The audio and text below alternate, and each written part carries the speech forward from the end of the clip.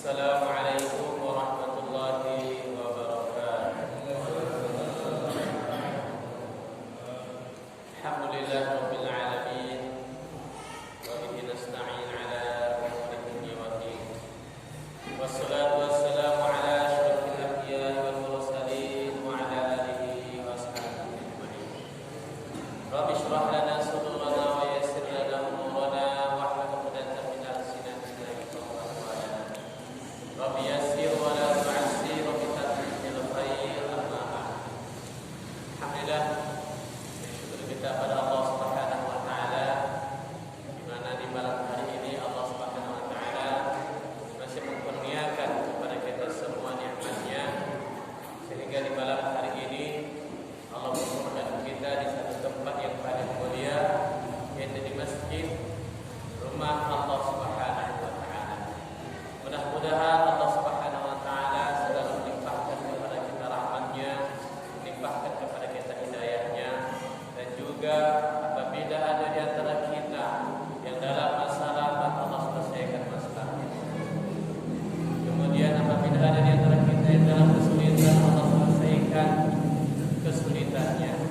Yang berhutang, Allah selesaikan hutangnya.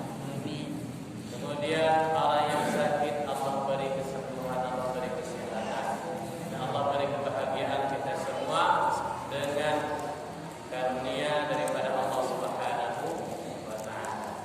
Walaupun dalam keadaan apapun, kita selalu bersyukur kepada Allah, selalu mengucapkan alhamdulillah.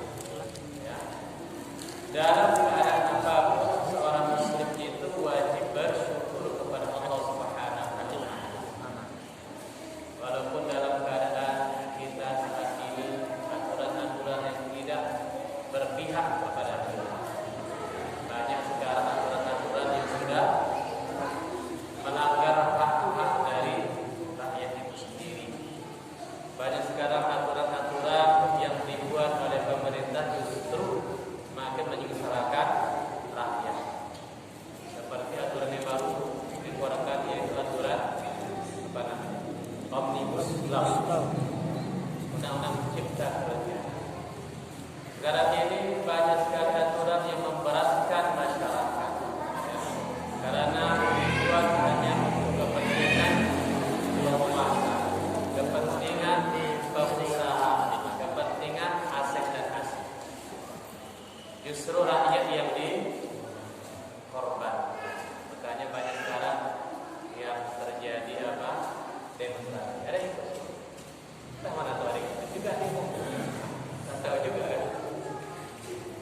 Kenapa hal itu terjadi? Karena ketidakpekaan dan kepentingan orang yang memiliki duit lebih diutamakan dari kepentingan orang yang enggak ada duit.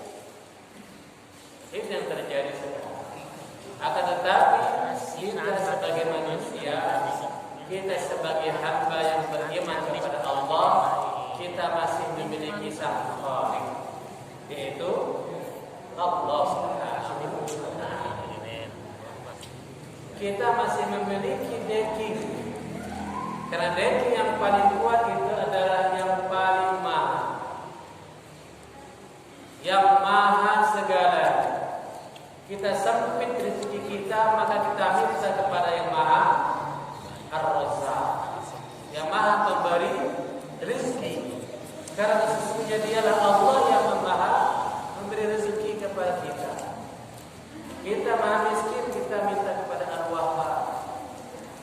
Kita ada masalah semua, maka Allah lah yang sebagai tempat kita bergantung. Hasbunallah wa ni'mal wakil. Hanya Allah lah tempat kita bergantung, bukan kepada manusia. Kalau kita bergantung kepada manusia, maka manusia itu akan binasa. Kalau kita bergantung kepada orang, maka orang itu tidak bisa menyelesaikan segala masalah kita. Maka bagaimana ketika seseorang menghadapi musibah, ketika seseorang menghadapi masalah, ketika bertumpuk masalah tersebut, maka dekatkanlah diri kepada Allah. Kita masih punya Allah. Makanya kata Rasulullah SAW, ajaban di amril muslim. Sungguh heran bagi perkara orang mukmin itu. Kenapa heran perkara orang mukmin? Apapun yang terjadi, dia tetap tersenyum. Apapun yang terjadi, dia tetap tersenyum. Tertimpa musibah, dia di PHK, gajinya berkurang, nggak dikasih pesangon. Sudahlah di PHK, nggak dikasih pesangon, sampai rumah tak ada makan. Tetapi dia tetap tersenyum. Kenapa? Ajaban di akhir. Sungguh heran perkara. Jika asabahu dharra, dia ditimpa suatu musibah, maka apa kuncinya? Sabar. Dia bersabar. Ketika ditimpa suatu permasalahan, maka dia akan bersabar. Maka itu adalah baik bagi. Kenapa? Karena kita yakin la yukallifullahu nafsan illa wus'aha. Allah tidak akan memberikan beban kepada seseorang kecuali dia sanggup untuk menahan. Kalaulah Allah merasa kita tidak sanggup untuk menahan ujian beban tersebut, maka Allah tidak akan timpakan kepada kita. Karena musibah yang terbesar itu adalah kepada siapa? Kepada Nabi dan Rasul. Musibah yang terbesar yang diberikan Allah kepada seorang hamba itu adalah kepada Nabi dan Rasul. Setelah diberikan kepada Nabi dan Rasul, kemudian kepada siapa? Orang-orang yang saleh. Orang-orang yang dekat kepada Allah, maka dia akan berikan cobaan ujian berat. Supaya apa? Supaya meninggikan derajatnya di sisi Allah Subhanahu wa taala. Karena bagi mukmin dunia, bagi seorang mukmin dunia ini adalah apa? Sijin, penjara. Kenapa dunia ini sebagai penjara bagi mukmin? Karena kita dikekang dengan apa itu? Aturan dari Allah. Kalau di penjara kan tidak bisa keluar. Memang kalau di penjara bebas kita keluar masuk. Apa boleh? Ada aturan jam sekian bangun, kemudian jam sekian makan, kemudian kalau jam disuruh makan nggak makan dia kehabisan makan. Ada jam-jam, ada aturan pergi apa dan lain sebagainya, kerjakan ini kerjakan itu, tidak boleh keluar. Itu aturan-aturan yang diatur di dalam penjara. Maka seorang mukmin menganggap dunia ini adalah penjara. Kenapa? Karena dia di penjara dengan aturan-aturan Allah. Aturan Allah itulah yang memenjara kita. Maka jangan sampai kita keluar daripada aturan Allah. Walaupun dalam keadaan susah kita tidak sampai mencuri. Walaupun dalam keadaan tidak bisa, tidak ada daya upaya, maka kita tidak melanggar aturan dari Allah itu.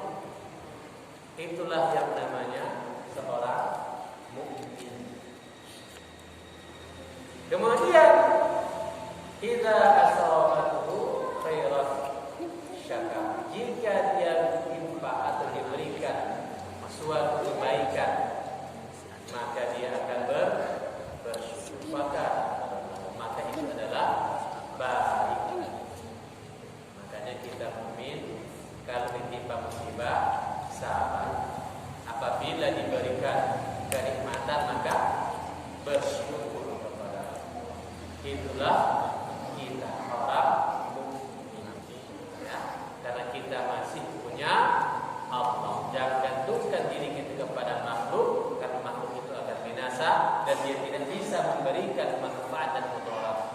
Sebagaimana dalam hadis Rasulullah SAW, jika seluruh manusia berkumpul dan bersatu ingin mencelakakan seseorang.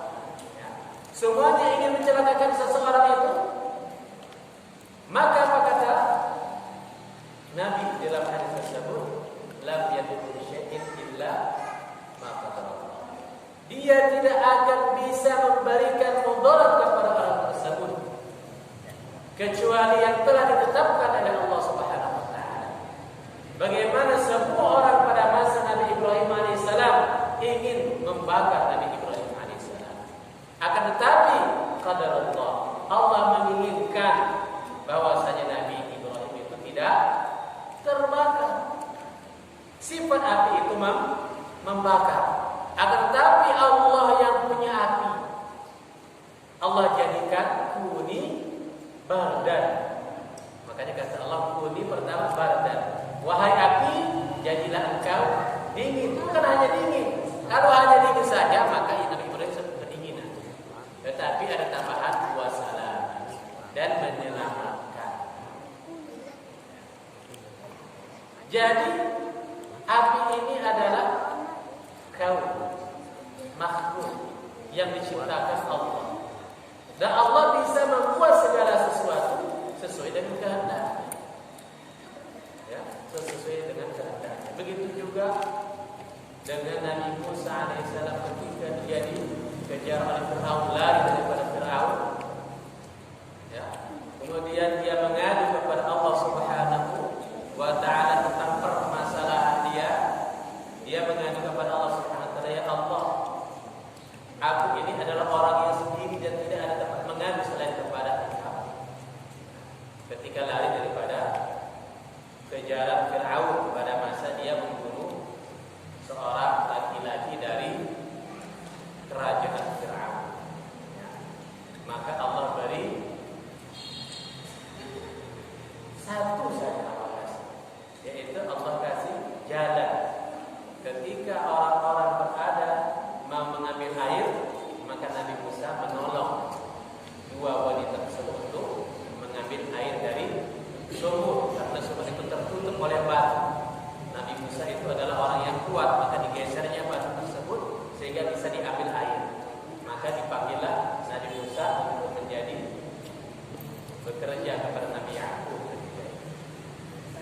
Ini adalah dia meminta kepada Allah dan Allah kasih solusi. Maka kita sebagai seorang mukmin, kita berkeyakinan setiap permasalahan pasti ada inna ma'al usri yusra. Setiap ada kesulitan pasti ada jalan. Ya. Salawat dan salam kepada baginda Rasulullah. Allahumma shalli wa sallim wa barik ala Muhammad wa ala alihi. Baik, Bapak Ibu jemaah Allah Subhanahu wa taala, masuk kembali kita kepada kajian kita kembali, yaitu dalam permasalahan fikih. Ya. Yang kemarin kita masih masuk dalam masalah babul husni, bab mengenai mandi, itu mandi janabah, mandi dari perkara hadas besar. Yang kemarin kita sudah bahas bahwasanya seseorang itu wajib mandi apabila dia berhadas besar.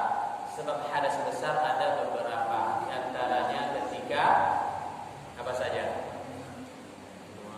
Apabila seorang itu sedang berjuluh atau berhubungan sama istri, berhubungan bagaimana? Walaupun tala'u, walaupun bermain, dan syaratnya itu masuk paretnya, walaupun tidak keluar.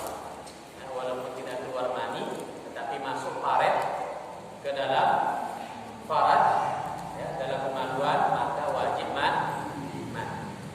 Kemudian apabila keluar mani, kemudian apalagi haid dan nifas, kemudian apalagi wiladah, ya. Itu diantara sebab-sebab seseorang itu wajib mandi. Kemudian kita lanjut wa aqalluhu niyatu raf'i janabah. Dan sekurang-kurangnya, yang pertama ada dua syarat dalam mandi. Yang pertama itu adalah niat. Ya, pertama syarat mandi Niat apa? Raf'ul hadas atau raf'u janabah, mengangkat dari junub. Jadi dia mandi sengaja aku mengangkat hadas besar, ataupun sengaja aku mandi junub. Pakai bahasa Indonesia boleh, karena lafaz itu hanya sunnah. Yang wajib itu adalah dia berniat. Berniat itu di mana? Di dalam hati. Kalau dia tak sebutkan di dalam hatinya, maka dia belum berniat.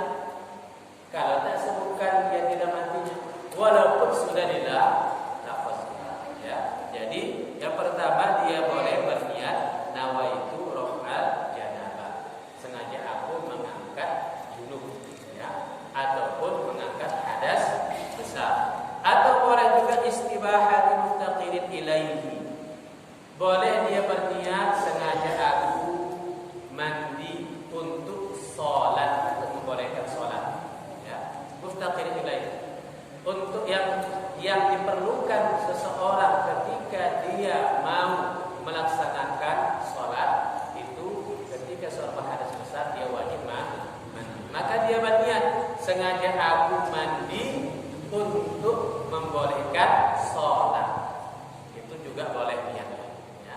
Sengaja aku mandi untuk boleh sholat.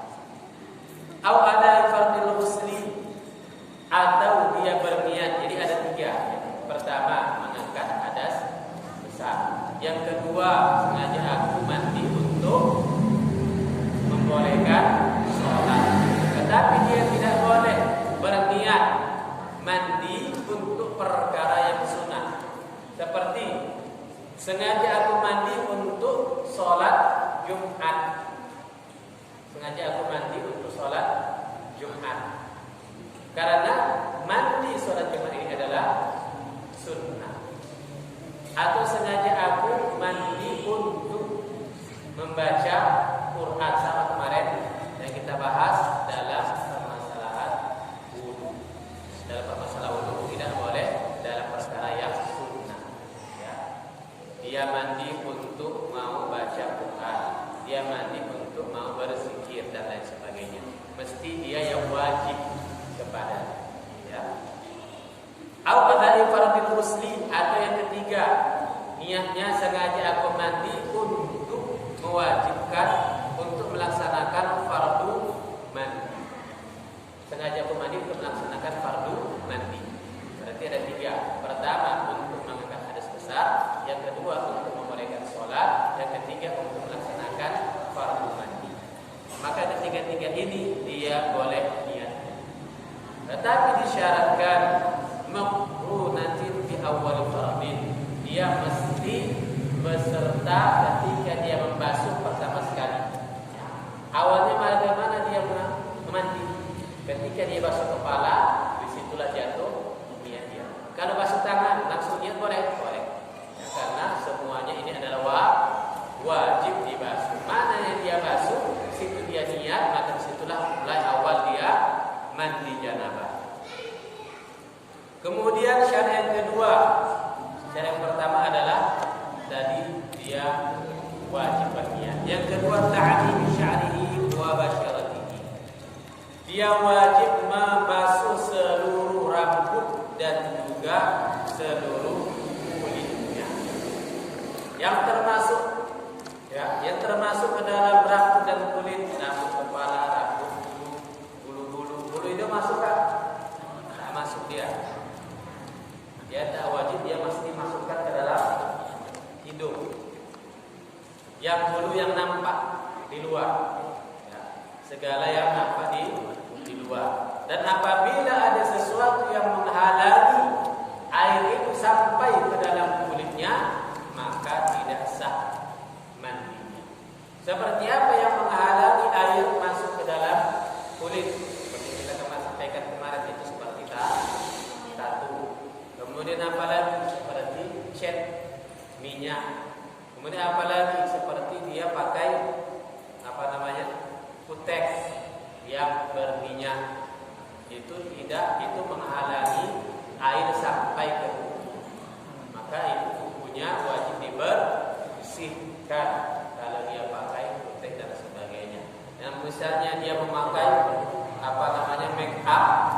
tebal ataupun biju yang tebal dan berminyak, sehingga ketika dia mandi dia tak sampai air itu ke dalam bibir, maka itu wajib dibersihkan terlebih dahulu. Ya, kalau dia pakai make up, ya, mandi dia tak masuk air itu ke dalam wajahnya, tak masuk air mandi tadi ke dalam wajahnya, maka itu wajib dibersihkannya. Tidak sah mandinya apabila ada yang menghalangi air itu sampai ke dalam kulitnya. Ya, jadi dia wajib membasuh semua dan semua selat-selat tubuh.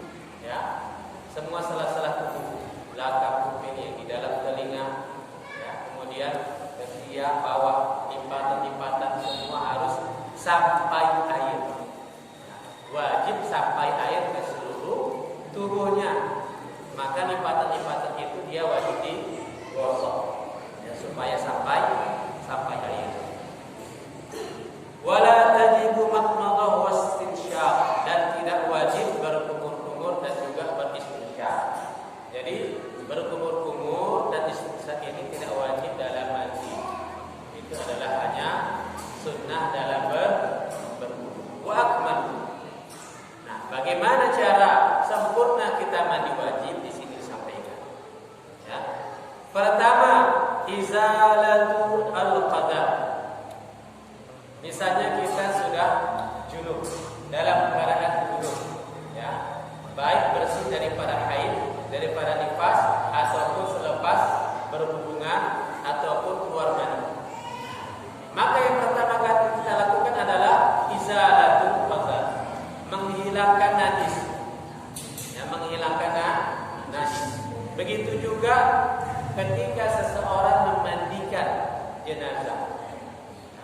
Ini sama ada kita mandi ataupun juga memandikan, sama caranya. Pertama, dia wajib membersihkan kotorannya. Buang air besar, buang air kecil dibersihkan. Ada kotoran, ya, dibersihkannya. Yang tempat tadi keluar mani dia bersihkan, ya, dibasuh. Kalau mayat dia ditekan perutnya, ya, kalau mayat ditekan perutnya. Jadi ketika sudah dibaringkan mayat tersebut, kemudian ditekan perutnya. Jangan dari bawah ke atas, tetapi dari atas ke bawah perutnya sini ditekan perlahan, jangan kuat-kuat pula. Kalau mayat itu dia tak boleh dipegang dengan kuat-kuat. Kenapa? Karena kata Nabi, sesungguhnya mayat itu masih terasa sekaratnya, masih terasa dia ketika dicabut nyawanya. Maka kamu buat apa? Secara perlahan. Jika memandikan maka dia tekan perutnya secara perlahan. Jangan nanti perutnya perlahan. Pas pula dia yang suka pegang dan sebagainya, meninggal, mati. Karena kemarin ada curi bunga di Rorinata. Orang curi bunga dua orang pas pagi-pagi hari Sabtu. Ada baca beritanya? Apa sih beritanya? Hari Sabtu. Hari Sabtu dia siang-siang pula, jam 11. Jam 11 siang. Dua orang yang dicurinya apa? Bunga dicurinya. Memang sekarang bunga ini luar biasa. Ada yang bunga sampai 2 juta. Ya. Apalagi ada yang ratusan juta bunga, apa namanya, janda bolong. Sampai ratusan juta. Jadi itulah ini akhirnya bunga tersebut. Diambilnya tracking dari dalam. Kemudian dapat satu orang. Ada dapat, dihantam masa, diikat di lapangan badminton. Kemudian besoknya ada mati. Besok dan pagi masuk ke polisi, masuk ke rumah sakit Pinangkasi dengan kabar jam 12 malam mati, meninggal. Janganlah sampai kita mati pula dalam keadaan suul khotimah. Jadi mayat kayak gitu pula dia kan. Memang ini kaulah yang kemudian segala macam ditekan ikut-ikut. Tidak boleh. Ya. Jadi menangkap mayat itu walaupun dalam keadaan apapun dia wajib dibersihkan. Apalagi sekarang ini yang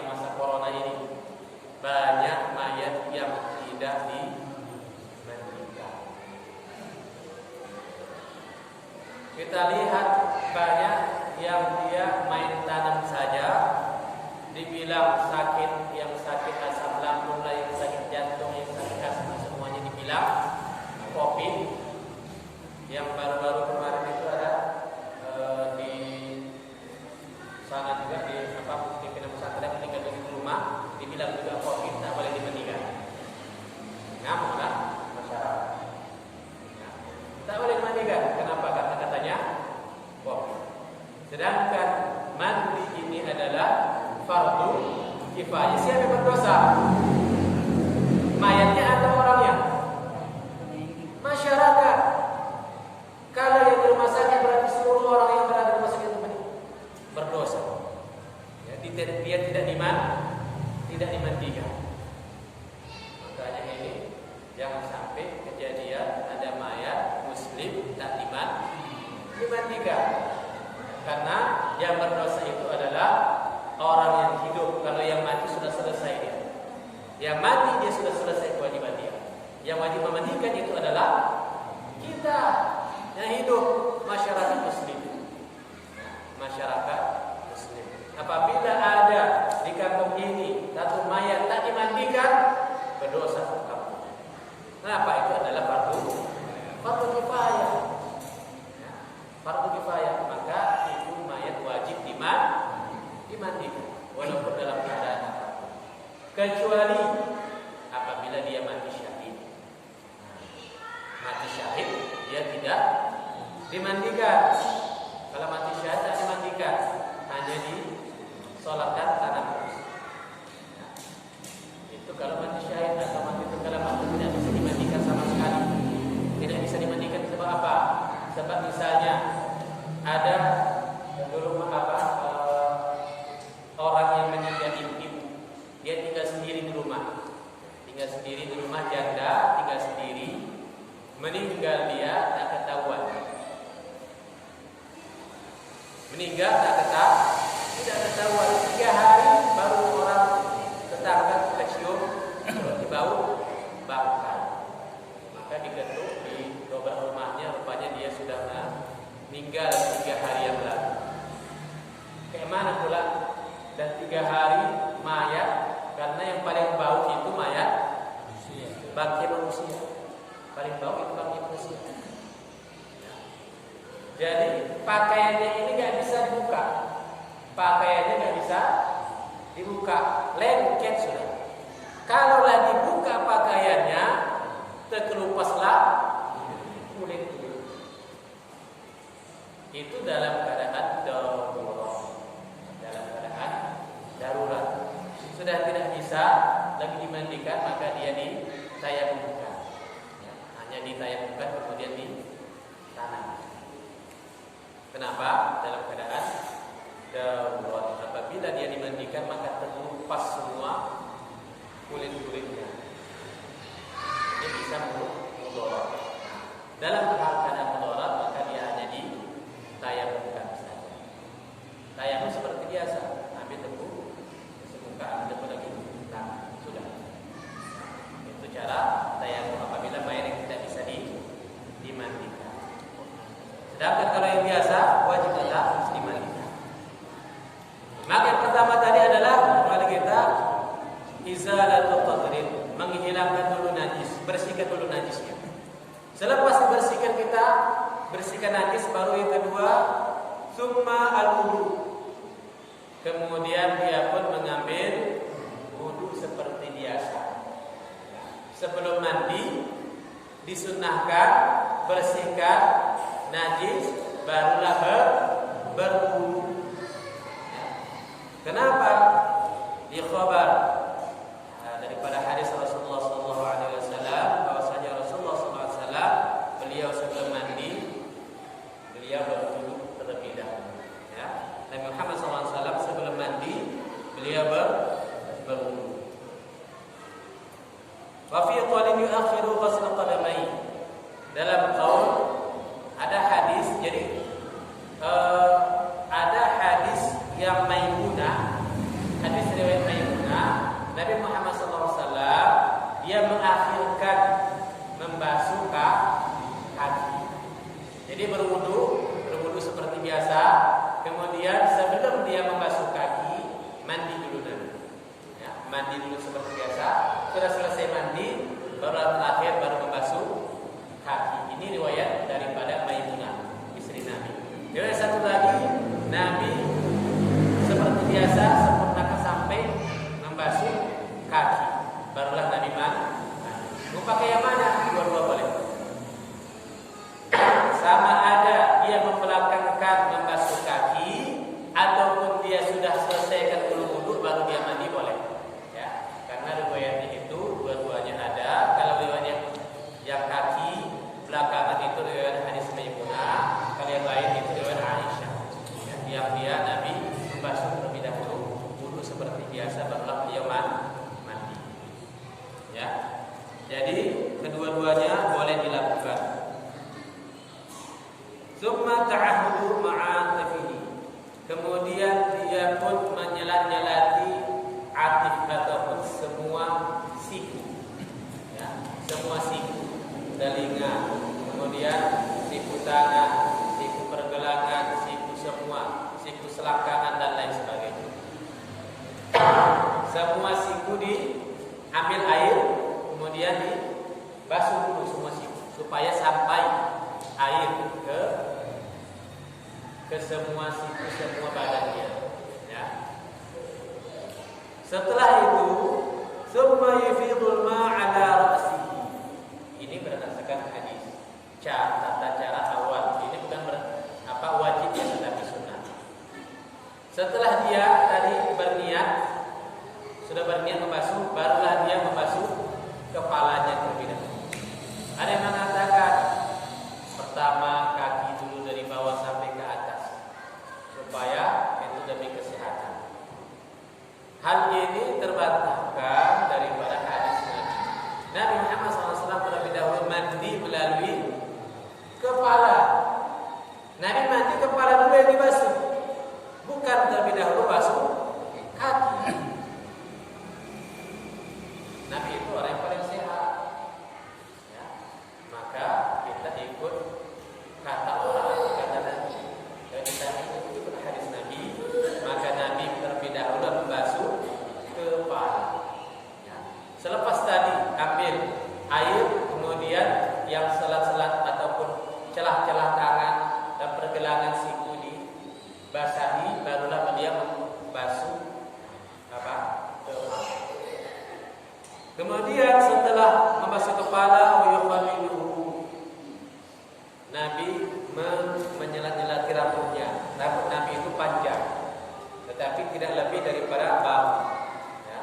Rambut Nabi SAW ikal panjang. Kalau ikal dia bergelombang. Jadi Nabi menyelat-nyelati rambutnya. Kalau sekarang kita boleh pakai sampo. Sampo supaya masuk airnya. Diambil sampo, dibasuh kepala supaya masuk ke dalamnya air. Maka dibasuh. Kalau Nabi itu dia ambil dinding, setelah basuh kepala kemudian digosokkan tangan beliau ke dinding, barulah dibasuh ke badan. Kenapa digosokkan tangannya di dinding? Dinding ini dia terbuat dari tanah. Dindingnya terbuat dari tanah, kemudian digosokkan supaya hilang daki-daki dan lain sebagainya. Kalau kita pakai apa? Jangan dipulang dinding kamar mandi itu didindingkan. Nabi digunakan dinding. Kenapa? Karena nggak ada sabun untuk itu. Kalau kita cukup pakai sabun, diganti dengan sabun. Sabun dah ada, baik sabun cair ataupun sabun, jangan sabun colek pula. Sabun colek untuk nyuci piring, tak ada sabun itu, sabun colek juga lah, masukkan, gosokkan situ, terasa lah bau. Jadi pakai sabun itu sudah menggantikan dari pakai tanah tadi. Ya. Jadi pakai sabun. Dia mandi, siram kepala, pakai sampo, kemudian siram, kemudian syaqil aiman, barulah dia sebelah kanan. Ya. Setelah kepala, baru sebelah kanan, barulah sebelah kiri. Sebelah kanan, kemudian sebelah kiri. Wa yudalliku wa yusallis. Kemudian dia sambil menggosok-gosok dan 3 kali. Sebelah kanan 3 kali, sebelah kiri 3 kali. Ya, 3 kali. Sama. Ketika dia wudu juga sunahnya 3 kali. Mandi juga sunahnya 3 kali. Wa tusbi'u li haidi atharat miskan. Kemudian sunnahnya bagi seorang yang sedang haid, dia meletakkan misk ataupun minyak kasturi. Ini hadis daripada Rasulullah SAW. An Aisyah anna imra'atan ja'at ila Nabi sallallahu alaihi wasallam tasalu 'anil ghusli 'an haid. Bahwasanya dari hadis riwayat Aisyah ada seorang wanita datang kepada Nabi Muhammad sallallahu alaihi wasallam. Beliau bertanya kepada Nabi tentang mandi setelah lepas dia haid. Maka apa kata Nabi? Khudhi fursatan min misk fastahiri biha. Ambil kain. Ya, ambil satu kain, kemudian letakkan misk. Misk ini adalah kasturi. Letakkan wangi-wangian, kemudian engkau pun bersuci dengannya. Faqalat, wanita ini belum paham. Ditanya oleh wanita tersebut, bagaimana aku bersuci dengannya? Caranya bagaimana? Kemudian faqala sallallahu alaihi wasallam subhanallah. Nabi SAW berkata subhanallah, dan Nabi pun menutup kainnya. Bagaimana menjelaskan? Bingung Nabi. Dibilang Nabi, ambil kain, kemudian letakkan meletakkan minyak kasturi, kemudian engkau bersuci dengannya. Belum paham wanita tersebut, subhanallah, Nabi pun menutup kainnya. Ada Aisyah lewat. Ya, Aisyah ketika itu berada di situ. Aisyah ini paham, ya. Aisyah paham. Maka apa kata Aisyah? Kata Aisyah, "Fajtabatha Aisyah fa'arafa annaha tasbihu biha at-taldam." Kata Aisyah gini loh. Aisyah juga adalah perempuan. Maka ditunjukkan Aisyah caranya. Ini kain letakkan, kemudian basuh selepas mandi tadi, dibasuh tempat farasnya, tempat kemaluannya dengan kain tersebut supaya kuat.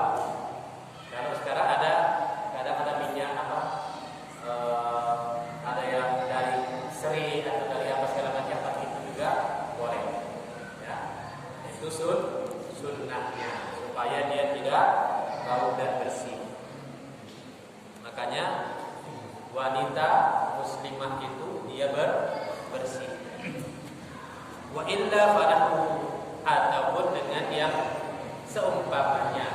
Kalau dia tidak tadi disuruh Nabi pakai minyak, bisa juga dengan minyak macam-macam lah. Ibu-ibu tahu itu. Ada obat-obat segala macam itu dengan air seri, dengan air apa segala macam itu boleh. Ya. Wala yusannu tajdiduhu, dan tidak disunnahkan memperbaharui mandi. Ya.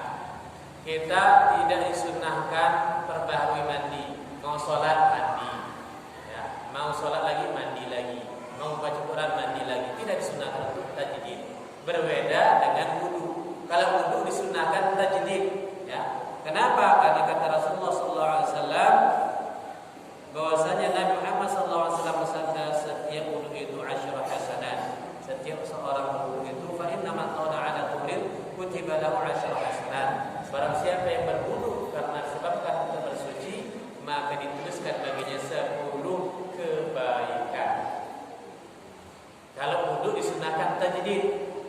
Waktu maghrib dengan isya, maghrib dia berwudu walaupun dia tak batal, kemudian dia tajdid memperbaharui wudunya, boleh disunnahkan supaya dapat kebaikan tadi.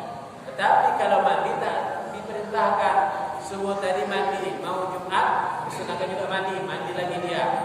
Kemudian mau asar mandi lagi dia. Maghrib mandi lagi, berapa kali dia mandi? Jadi tidak disunahkan tajdid perbaharui mandi. Hanya dalam permasalahan. Wa yusannu alla yanqusa ma'rudu an muddin, dan disunahkan tidak kurang air wudu itu dari 1 mud. 1 mud itu berapa? 1 mud